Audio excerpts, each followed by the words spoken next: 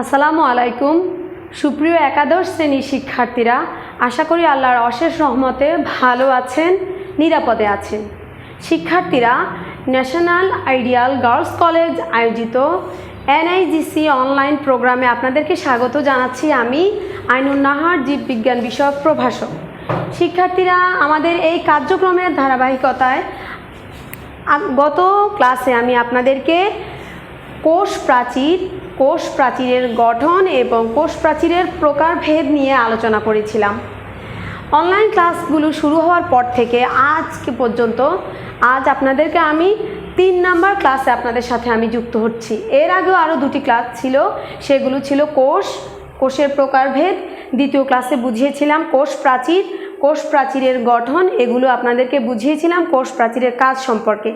আজকে আমি আপনাদেরই প্রথম অধ্যায় অর্থাৎ কোষ ও এর গঠন, এই প্রথম অধ্যায়েরই প্লাজমা মেমব্রেন বা কোষ ঝিল্লি সম্পর্কে পাঠদান করাবো।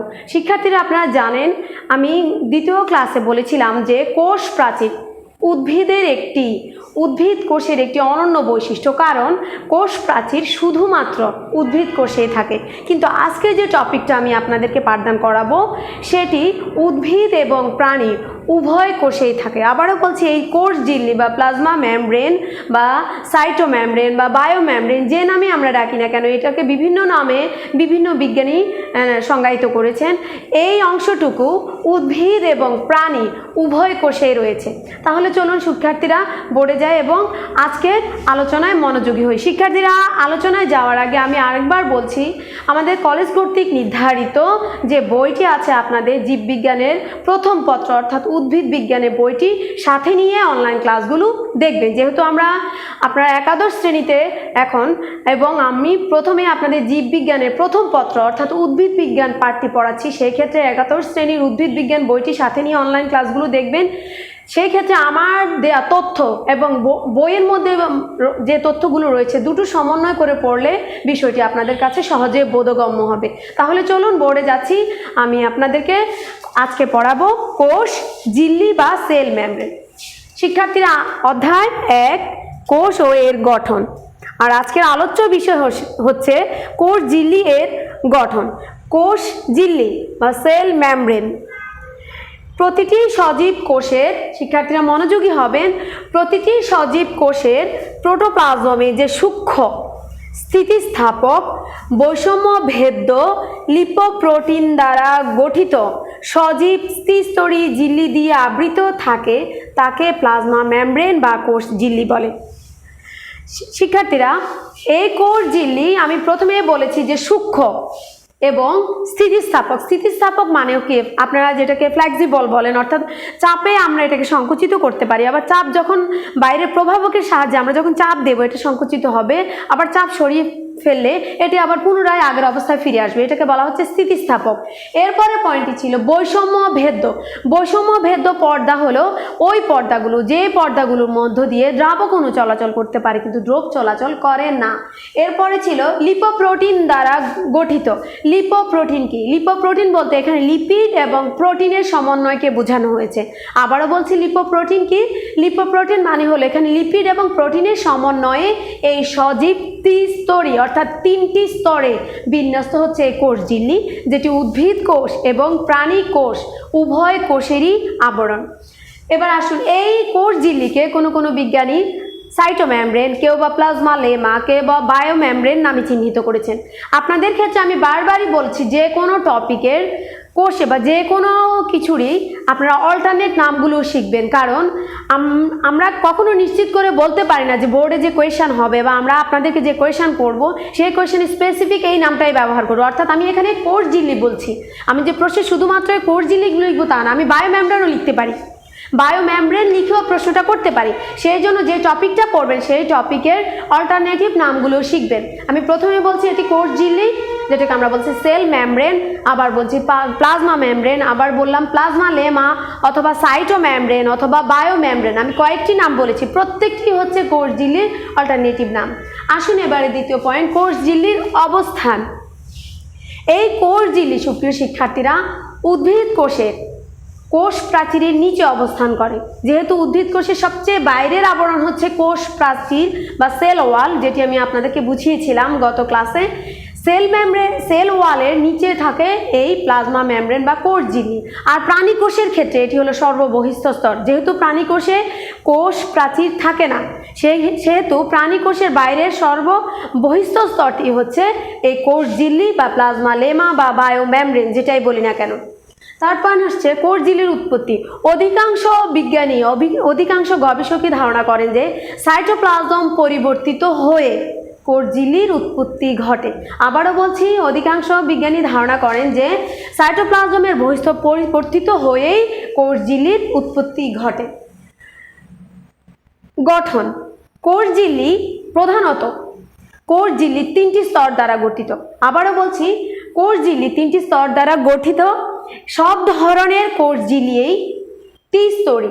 ঝিল্লির দুই পাশে, সুপ্রিয় শিক্ষার্থীরা মনোযোগী হবেন, ঝিল্লির দুই পাশে থাকবে প্রোটিনের স্তর, মাঝখানে থাকবে লিপিডের স্তর, এই জন্য এটাকে ত্রিস্তরী বলা হচ্ছে। আর সকল কোষের কোষ ঝিল্লি 3টি স্তর দ্বারা আবৃত। ঝিল্লির দুই পাশে প্রোটিন এবং মাঝে লিপিডের স্তর। দুই পাশে প্রোটিনের স্তর 20 আংস্ট্রম এবং লিপিডের স্তর হচ্ছে 35 আংস্ট্রম, যেটাকে আমরা যোগ করলে দুই পাশে 20 আংস্ট্রম, মাঝখানে হলো 35 আংস্ট্রম। তাহলে তিনটা যোগ করলে আমরা পাচ্ছি 75, অর্থাৎ 75 আংস্ট্রম এই ঝিল্লির পুরুত্ব বা ব্যাস। আবারও বলছি, কোষ ঝিল্লি 3টি স্তর দ্বারা গঠিত। সব ধরনের কোষ ঝিল্লি ত্রিস্তরী। বাইরের স্তর দুটি হচ্ছে প্রোটিনের, মাঝখানের স্তরটি হচ্ছে লিপিডের। বাইরের স্তর দুটি অর্থাৎ প্রোটিনের স্তরগুলো হচ্ছে 20 আংস্ট্রম করে, অর্থাৎ 20 আংস্ট্রম করে, আর লিপিডের স্তরটি হচ্ছে 35 আংস্ট্রম। এটাকে যোগ করলে আমরা পাচ্ছি 75 আংস্ট্রম, অর্থাৎ এই কোষ ঝিল্লির পুরুত্ব বা ব্যাসটা হচ্ছে 75 আংস্ট্রম। সুপ্রিয় শিক্ষার্থীরা, এখানে গঠনে কোষ ঝিল্লির ক্ষেত্রে যে গঠনগুলো সবচেয়ে বেশি আলোচিত বা বোর্ডে কোয়েশ্চেন আসে, তার মধ্যে রয়েছে ড্যানিয়েলি-ডেভসনের মডেল, যেটাকে স্যান্ডউইচ মডেল বলা হয়, রবার্টসনের ইউনিট মেমব্রেন মডেল এবং ফ্লুইড মোজাইক মডেল। সুপ্রিয় শিক্ষার্থীরা, এখানে যে 3টা মডেল রয়েছে, সেই 3টা মডেলের মধ্যে আমি ড্যানিয়েলি-ডেভসনের স্যান্ডউইচ মডেল এবং রবার্টসনের ইউনিট মেমব্রেন, এই মডেল দুটি চিহ্নিত চিত্রের মাধ্যমে আপনাদেরকে বুঝাবো। ফ্লুইড মোজাইক মডেল এটি পরবর্তী ক্লাসে বুঝাবো, কারণ এই ফ্লুইড মোজাইক মডেল খুবই গুরুত্বপূর্ণ একটি মডেল এবং এটি একটি বিশদ ব্যাখ্যা। একই ক্লাসে এটি সংযুক্ত করা যায়নি বলে আমি পরবর্তী ক্লাসে আপনাদেরকে ফ্লুইড মোজাইক মডেল বুঝাবো, কিন্তু ড্যানিয়েলি এবং ডেভসনের স্যান্ডউইচ মডেল এবং রবার্টসনের ইউনিট মডেল আমি চিহ্নিত চিত্রের মাধ্যমে আপনাদেরকে বুঝাচ্ছি। এখন আসুন কোষ ঝিল্লির কাজ। কোষ ঝিল্লি কোষের সীমানা নির্ধারণ করে, মেমব্রেনে লিপিড স্তর, অণু ও আয়ন সমূহের গমনাগমন নিয়ন্ত্রণ করে। অর্থাৎ মেমব্রেনে, আমি বারবার বলছি, মেমব্রেনের 3টি স্তর, দুই পাশে 2টি প্রোটিন, মাঝখানে হলো লিপিডের স্তর। এই লিপিড স্তরটা হলো বিভিন্ন অণু এবং আয়ন সমূহের আসা যাওয়াকে নিয়ন্ত্রণ করে। প্রোটিন অণু বহিরাগত, সুপ্রিয় শিক্ষার্থীরা মনোযোগী হবেন, প্রোটিন অণু বহিরাগত অ্যান্টিজেনকে শনাক্ত করে এবং বিনষ্ট করার কাজে মেমব্রেনকে সহায়তা করে থাকে। প্রোটিন অণুগুলো এনজাইম হিসাবে বহিস্থ খাদ্যবস্তুকে পরিপাক করে। আমরা জানি প্রোটিন অণু বা এনজাইমের প্রধান কাজই হলো খাদ্যকে পরিপাক করা বা বিভিন্ন কাজে অংশগ্রহণ করা। এটি কোষ অভ্যন্তরে, অর্থাৎ কোষ ঝিল্লি কোষের অভ্যন্তরে বিশেষ বিশেষ অণুর প্রবেশ ও নির্গমন অভিস্রবণ প্রক্রিয়ার মাধ্যমে নিয়ন্ত্রণ করে। আপনাদের প্রশ্ন হতে পারে, এই অভিস্রবণ কি? অভিস্রবণের কারণে এখানে আরেকটি সংজ্ঞাত আমি দেখিয়েছিলাম, বৈষম্য ভেদ্য। কারণ অভিস্রবণ প্রক্রিয়া সম্পূর্ণ হওয়ার জন্য বৈষম্য ভেদ্য পর্দাটা খুবই গুরুত্বপূর্ণ। আর ওই অভিস্রবণ প্রক্রিয়ার মাধ্যমে নিয়ন্ত্রণ করে, অর্থাৎ এই প্রক্রিয়ার মাধ্যমে দ্রাবক অণুগুলো চলাচল করতে পারে, দ্রবগুলো চলাচল করতে পারে না। এটাই হচ্ছে অভিস্রবণের মাধ্যমে নিয়ন্ত্রণ।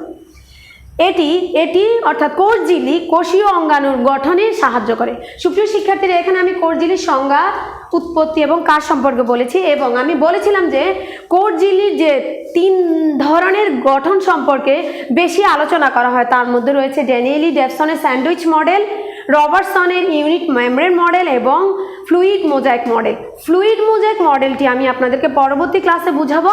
আজকে আমি আপনাদেরকে ড্যানিয়েলি ও ডেভসনের স্যান্ডউইচ মডেল এবং রবার্টসনের ইউনিট মেমব্রেন মডেলটা চিহ্নিত চিত্রের মাধ্যমে বুঝাচ্ছি। সুপ্রিয় শিক্ষার্থীরা, চিত্রের দিকে মনোযোগী হবেন। কোর্স ঝিল্লি, এখানে স্যান্ডউইচ মডেল ও ইউনিট মেমব্রেন মডেল দুটোরই চিত্র আমি উপস্থাপন করেছি। এই চিত্রগুলো আপনাদের জীববিজ্ঞানের প্রথম পত্র অর্থাৎ উদ্ভিদ বিজ্ঞান পার্টে রয়েছে। আপনারা যে আমি যে টপিকটা পড়াচ্ছি চিত্রগুলো আপনার মেইন বইয়ের সাথে মিলিয়ে নেবেন। প্রথমেই বলেছিলাম যে কোর্স ঝিল্লি, প্রত্যেকটি কোর্স ঝিল্লি 3টি স্তর দ্বারা আবৃত, দুই পাশে প্রোটিন, মাঝখানে হলো লিপিড। আপনারা যদি স্তরটি দেখেন, এটি হচ্ছে প্রোটিনের স্তর, এই প্রোটিনের স্তর, আর সম্পূর্ণ মাঝের এটুকু হচ্ছে লিপিডের স্তর। আপনাদের প্রশ্ন হতে পারে, ম্যাম এটা একটা লিপিড, এটা একটা লিপিড, কিন্তু এটাকে আমরা আলাদা করছি না, কারণ এখানে মাঝখানে অন্য কোনো কিছুর স্তর নেই। তাই প্রোটিনের স্তরের পরে আসছে লিপিডের স্তর। তাহলে এটি প্রোটিনের স্তর, এই লিপিডের স্তর, আবার এটি লিপিডের স্তর, এই প্রোটিনের স্তর। তাহলে আমরা যদি কন্টিনিউয়াসলি দেখি ধারাবাহিকভাবে, তাহলে প্রোটিনের স্তর, লিপিড স্তর, প্রোটিন স্তর। এটিকে এই মডেলটা দিয়েছেন বিজ্ঞানী ড্যানিয়েলি এবং ডেভসন। এটিকে স্যান্ডউইচ মডেল বলা হয়। অনুধাবনে প্রায় আসে যে ড্যানিয়েলি এবং ডেভসনের মডেলকে স্যান্ডউইচ মডেল বলা হয় কেন।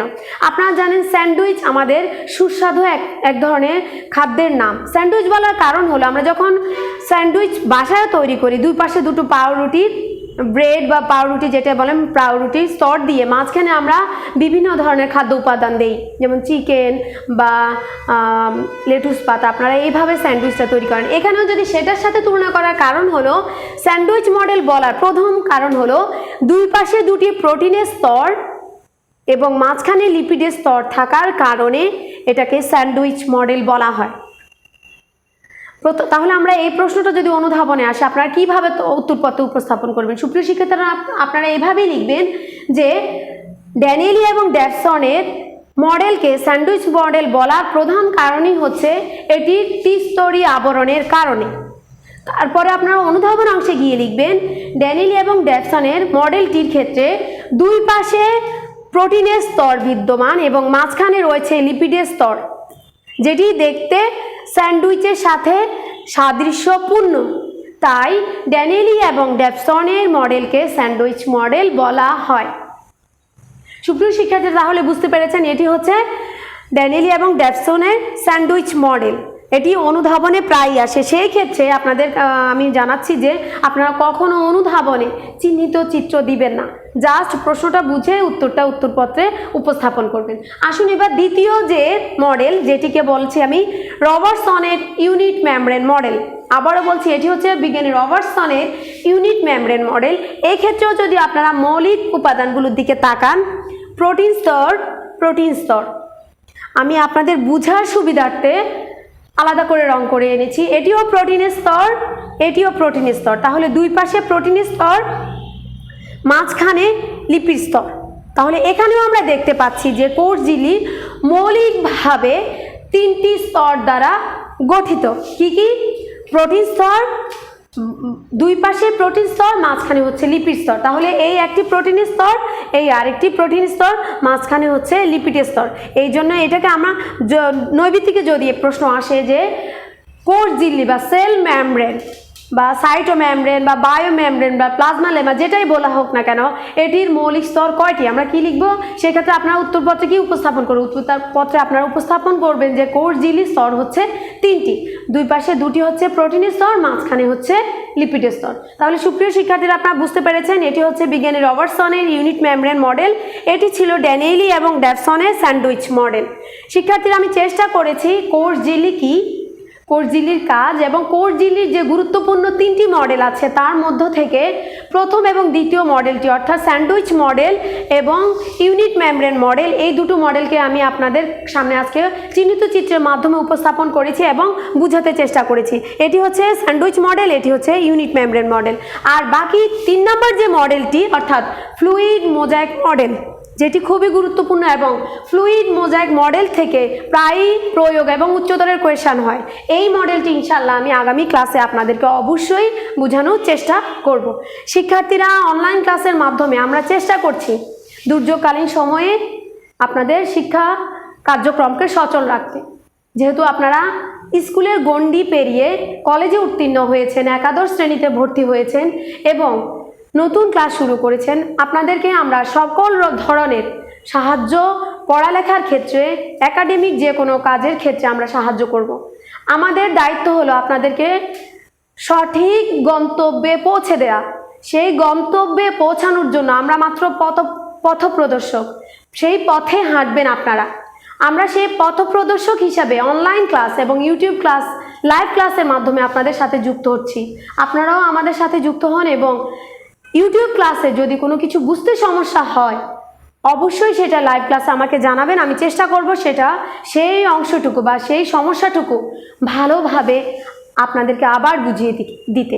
শিক্ষার্থীরা ভালো থাকবেন। শেষ করছি আজকের ক্লাস।